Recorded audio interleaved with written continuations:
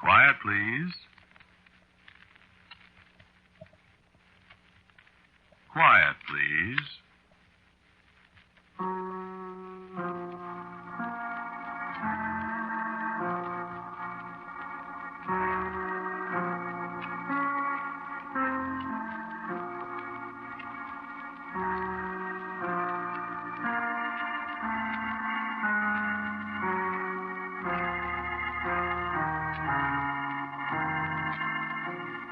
The Mutual Broadcasting System presents Quiet, Please, which is written and directed by Willis Cooper and which features Ernest Chappell.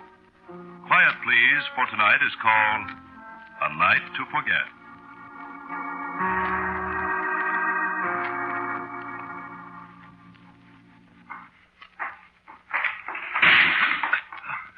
Excuse me. It's dark in here. I can't find the doggone lights. Where's the lights? There aren't any lights, John H. Who's that? It's me. What'd you say about the lights? I said there aren't any lights. There's got to be. Not in here, John H. Well, isn't this Studio 15? You kidding? This is the morgue.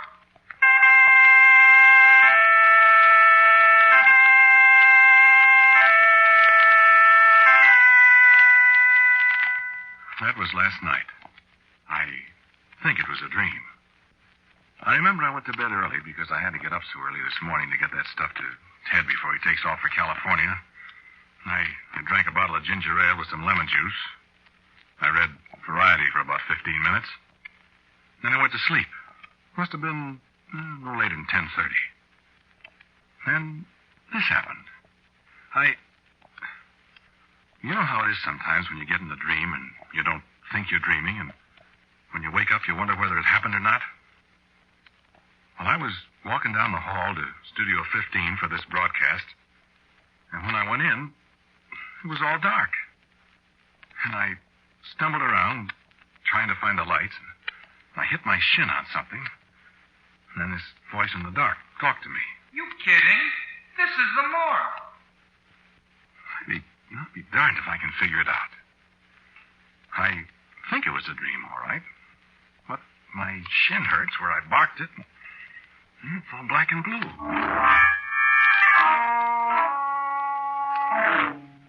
I woke up, and I lay there quite a while. You know, half dopey, trying to figure it out. I turned the lights on finally, and I was right there in my room with my shin hurting me.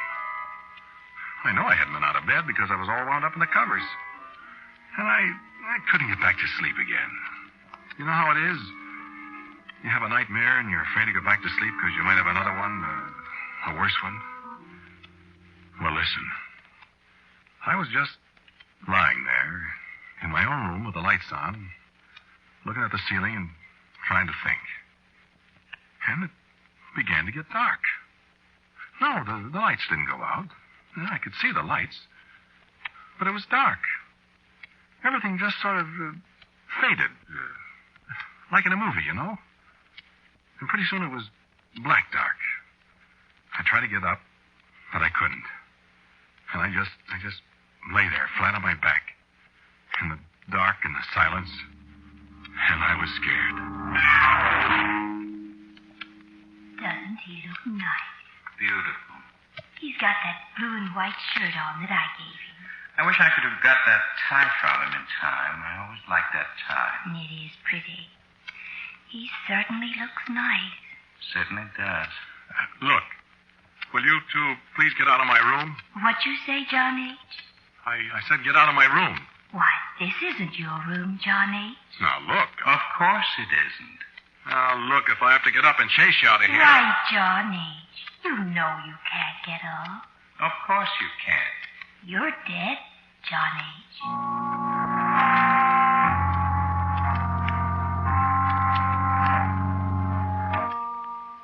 And then it got, well, undark. And pretty soon it was just the same as it was before I fell asleep. If I did fall asleep. Look, I'm a hard-headed guy, even if I do work on supernatural radio shows. You don't want to believe this stuff. You go nutty. Only, well, sometimes I always sleep in pajamas. Both halves. I put on my pajamas when I went to bed last night. Red and white striped textron. Yeah. Well, when I woke up, or when it got undark again, I was wearing a blue and white shirt I never saw in my life. And I was wearing a hand-painted Countess Mara necktie that I never saw before either.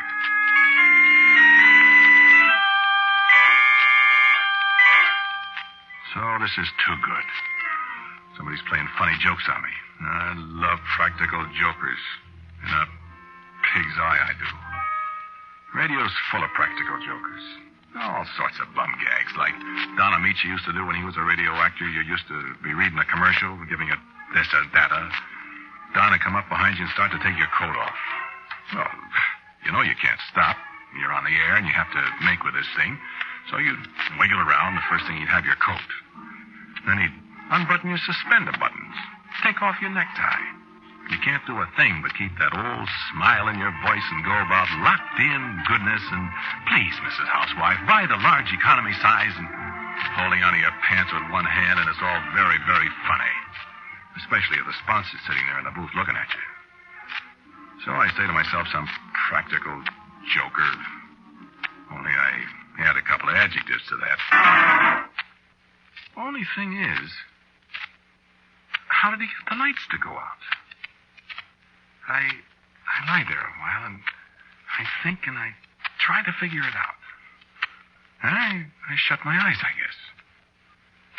Anyway, when I opened them, it was dark again.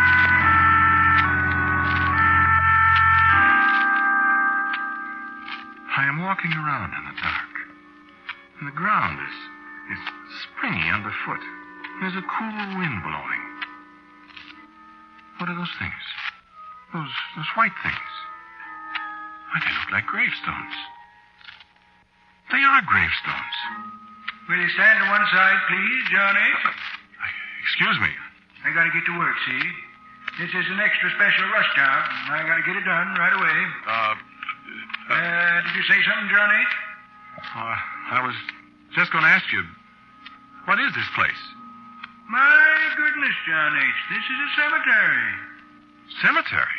Certainly. Would you move your foot a little? What am I doing in a cemetery? What do people usually do in a cemetery, John H.?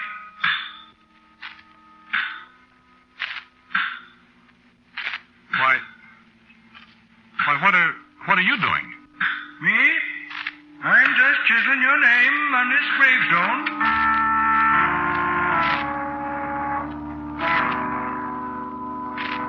And there it was, laid out in chalk on the gravestone. John H. And I shut my eyes. When I opened them again, I was lying on my bed. Well, you know what people mean when they say their mind reels. Oh, boy, I do. I rubbed my eyes, and I felt like sand on my fingers. It wasn't sand, though. It was marble dust.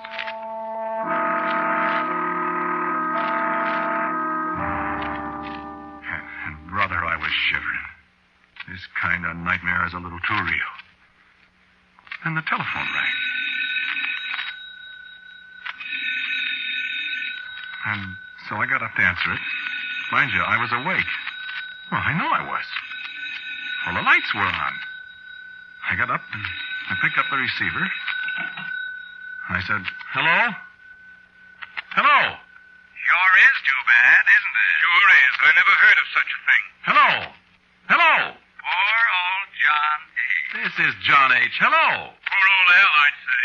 It's tougher on him than on John H. Al? Al who? Al April. You know, the sound effects man. Oh, I didn't know his name. Who is this? Hello? Yes, he feels pretty awful about it. Well, I should think he was. Who is- Killing a man. He didn't mean to, you dope. I know it, but just the same, poor old John H. He didn't know it was loaded. I mean, loaded with bullets. Matter of fact, there was just the one bullet. One was enough. Right on the air, too. Yeah. I bet that was the first time a radio audience ever heard a real killing. Yeah. Hello. I want to know who this is. What about its commercials? You know? John H., you mean? Yeah. Well, I'm auditioning for the big one tomorrow. You are? Yeah, they called me this morning. Gee. I wonder if I could get in on that. Well, I don't know. I'm pretty sure they're going to pick me. I think I'll try anyway. Sure you won't mind? No, oh, no. Well, I'll see you. Poor old John H. Yeah, too bad, wasn't it? So long. Who is that? Hello. Hello. Yes, sir? You got me in on a crossed wire or something. Oh, no, sir. Well, when you rang me, I picked up the phone Well, and... I'm sorry, sir, but I didn't ring you. What? Well, I haven't had a call for you all evening.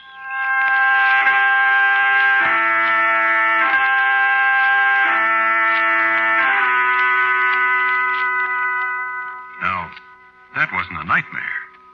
Or a dream. That happened. Even if the operator did say she didn't ring me.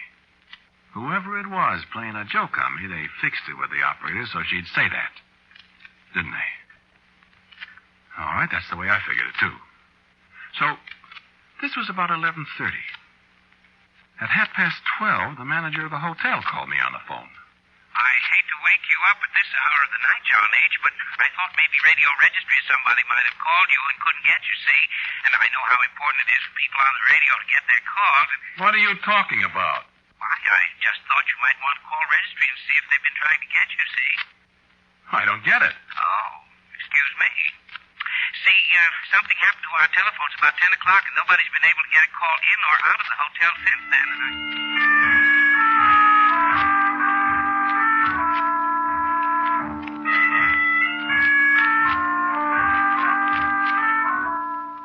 Well, maybe my practical jokers might have got to the manager, too. But this morning when I came downstairs, I found he wasn't kidding. The phones had been out for 2 hours and a half. Well, something blew up in the switchboard or something. Well, that's carrying a practical joke an awful long ways, isn't it? Yeah. Oh, that's one night I won't forget, believe me. Yeah, but I gotta stop this kind of talk. Yeah, this kind of thinking. I will forget it. Heck, it was probably a lot of nightmares. I'm going to stop drinking ginger ale before I go to bed. Well, anyway, I saw Ted and gave him the stuff, and he got away to California okay. I sort of had a hunch that if this was a gag, Ted might have had a hand in it. So I made a few cracks, but he didn't give it a tumble, like he would if he'd had anything to do with it. He can go just so far with a gag, and then he can't keep his face straight. But he didn't fall for any of my hints at all. So, man, I gotta forget it. But just for laughs, when I see that Al April, I'm gonna make him show me that sound effects pistol. Believe me. So then I went and did my commercial.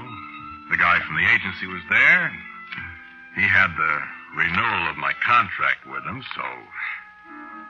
Well, anyway, after I signed it and he signed it, I'm not going to hold auditions for my job tomorrow.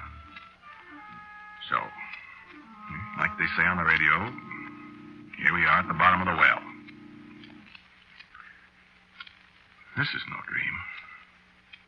This is the hallway that goes down to Studio 15. Yeah, there's Miss Rose. Hello, Miss Rose. Through the door. There's the drinking fountain on the left. And the lights are turned down. It's bright. I'm early today. I'm going to be here early so I can talk to Al April and look at that sound effects gun. I'm not dreaming now. Cut it. Studio 15. In the door. In the control room. Nobody there. Hang up the coat.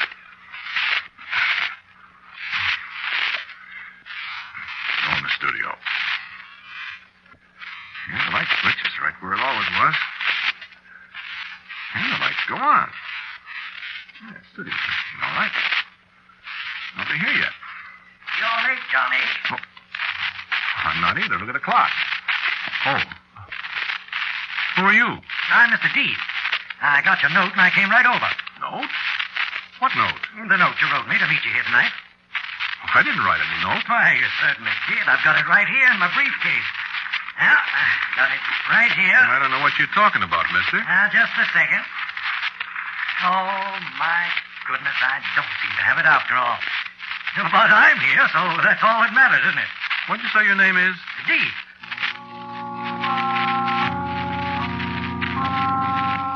Well, what'd you want? I'm on the air in just a little while. Oh, it won't take long, John H. I've got the catalog right here. And you can pick one out in no time. About how high do you want to go? What'd you say your name is again? Deed. Here's the catalog. How do you spell it? Spell what? Your name. Oh, Death.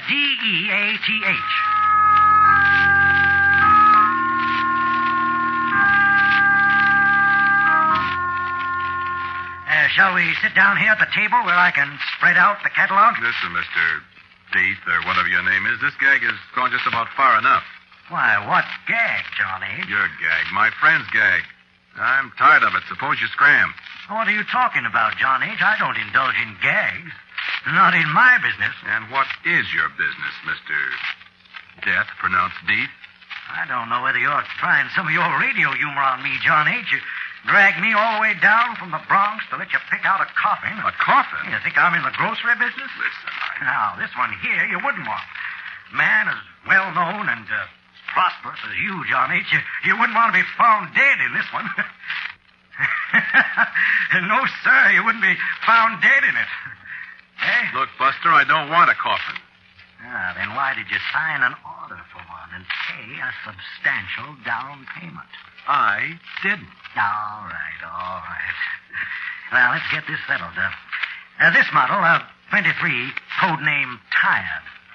This will set you back $441, 23 cents. Tax included, of course. I don't want it. Something a little more expensive, perhaps, eh? Here's a dandy. Code name Sleepy. Solid rosewood. Well, practically solid. Hand-polished silver alloy handles, nylon lining in your choice of color. I don't want it. Okay. Well, what do you know about this for a coincidence? Huh? By George, I didn't know this model was in the book. Look at that. What? Look at the code name. Code name? John H.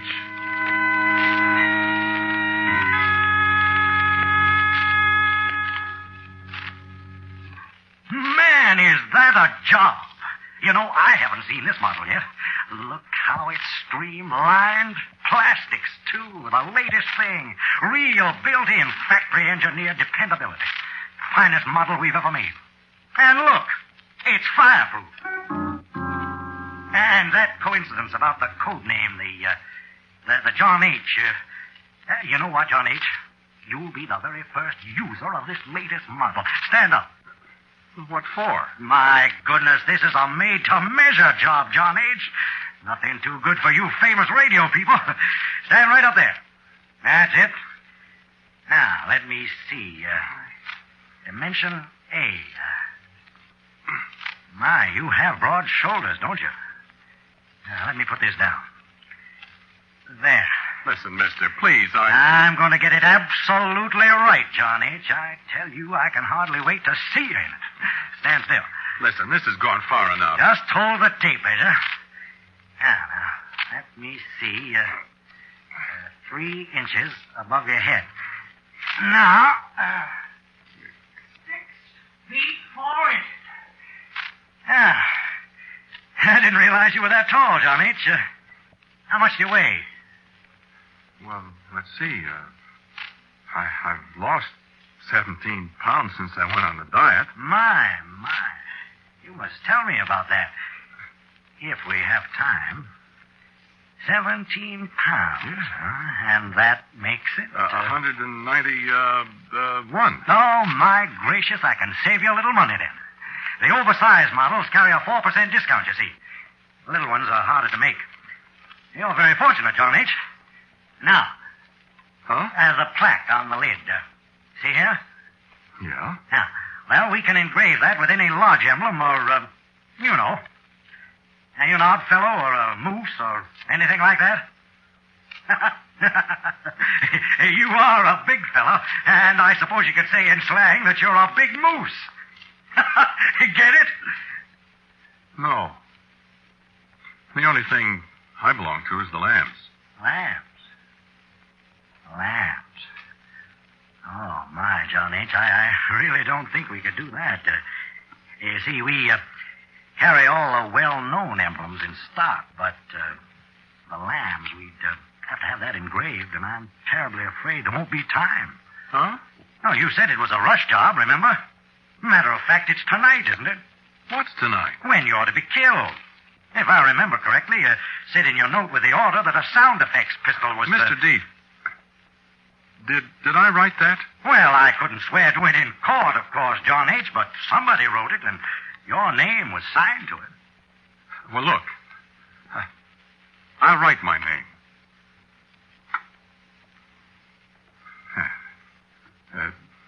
Is that the signature? Absolutely identical, John H. Yes, sir, absolutely identical. I remember the curlicues on the H. I don't understand. It's perfectly simple. You're going to die, and you need a respectable, refined, late-model coffin, that's all. Are you sure I'm going to die? Cheer up, John H. Of course you're going to. You know, I heard that before. Yeah, it's all over town. Tonight. That's what you said. By a shot from a sound effects pistol. I saw it in your own handwriting. How did I know, Mr. D? I'm sure I don't know, Johnny. Isn't there any way out of it? Don't ask me. I'm just a salesman, and you're just a customer. Not that I don't enjoy listening to you on the radio, John H. I really do. And I must say that you're going to be a great loss to the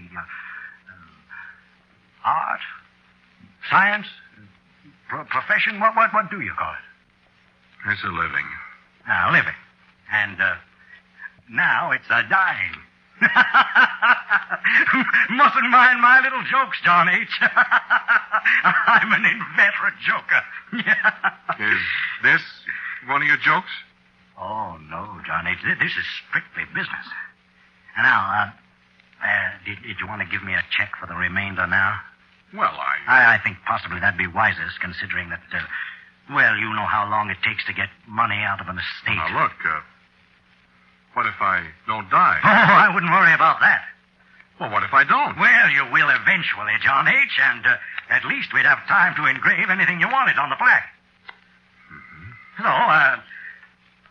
So, excuse me. Is this the gentleman that's going to shoot you? Huh?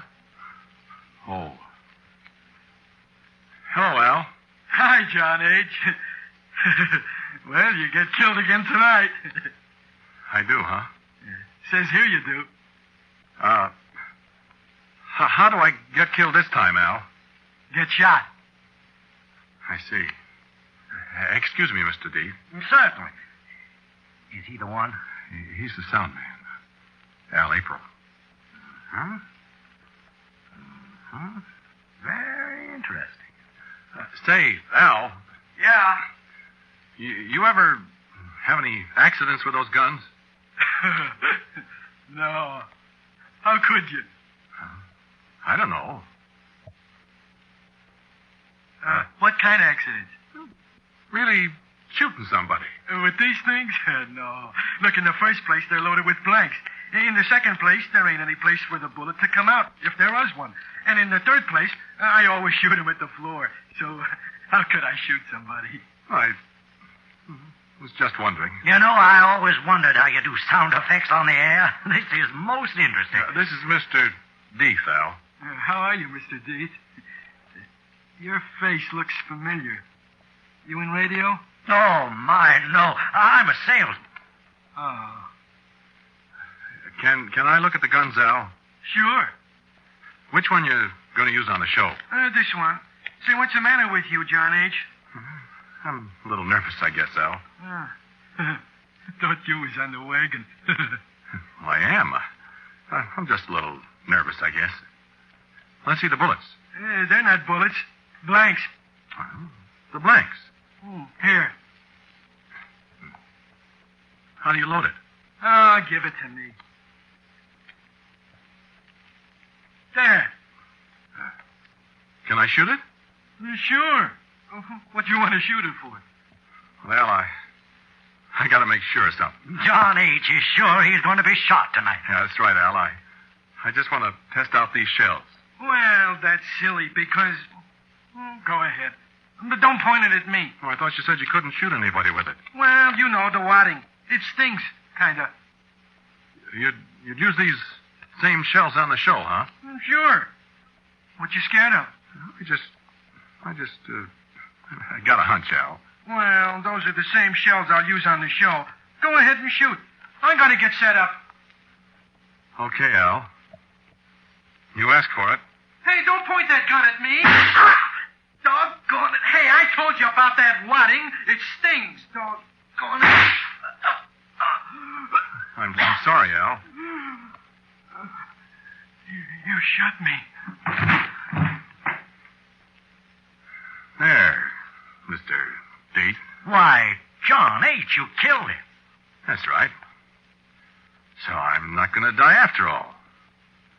Take your coffins and get out of here. Why, don't be silly, John H. Of course you're going to die. I am not. Why, certainly you are. You murdered poor Al in cold blood, and they'll send you to the electric chair. Yeah? How are they going to do that? They won't have any witnesses except you. Why, John H., how foolish. What about the people listening to you on the radio? Goodness, John H., don't you know you're on the air?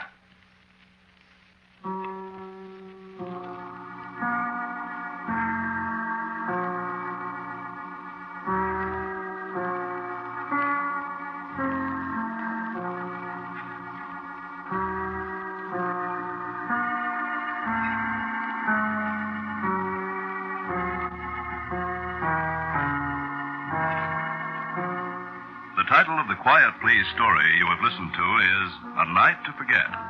Willis Cooper writes and directs Quiet Please, and John H., the man who spoke to you, was Ernest Chappell. And James Monks played Mr. Deef. Al April was played by Murray Forbes. And the sound effects on the show were played by Al April. Others in the cast were Jack Tyler, Kermit Murdoch, Lon Clark, and Polly Cole. Original music for Quiet Please, as usual, is played by Albert Berman. Now for a word about next week's Quiet Please, here's our writer-director, Willis Cooper. Tonight's show is the 40th in the series of Quiet Please. Next week, for the 41st, I think I'll call the show after the name of our series. Let's call it Quiet Please. And so, until next week at the same time, and Quiet Please, I am quietly yours, Ernest Chappell.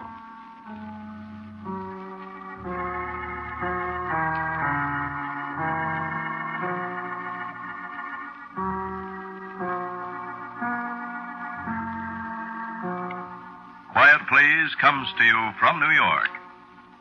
This is the Mutual Broadcasting System.